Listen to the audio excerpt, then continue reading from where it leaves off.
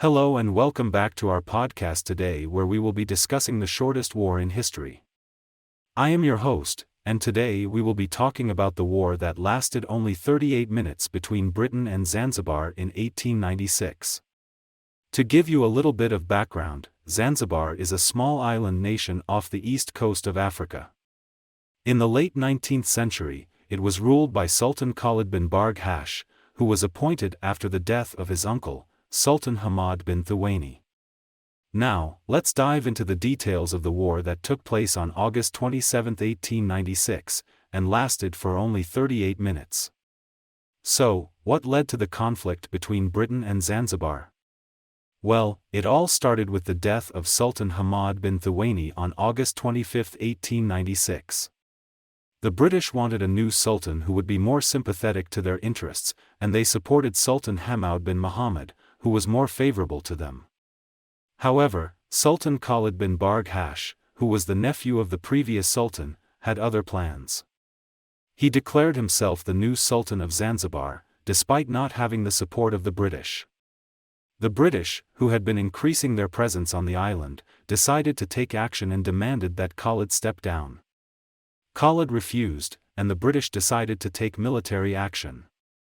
They brought in 3 warships and a contingent of Royal Marines, who were stationed at the British consulate. On August 27, 1896, at around 9 a.m., the British issued an ultimatum to Khalid, demanding that he step down and leave the palace by 9:30 a.m. When Khalid refused, the British warships opened fire on the palace. The bombardment of the palace lasted for only 38 minutes, and it is said that around 500 shells were fired. The palace was set on fire, and Khalid's forces were quickly overwhelmed. Khalid, realizing that he was outnumbered and outgunned, fled the palace and took refuge in the German consulate. The British then installed Sultan Hamoud as the new Sultan of Zanzibar, and the war was officially over. So, why did the war last only 38 minutes? Well, there are a few reasons. First, the British had overwhelming military superiority.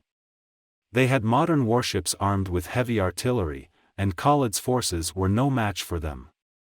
Second, the British had a clear objective: to remove Khalid from power and install a new sultan who would be more favorable to them.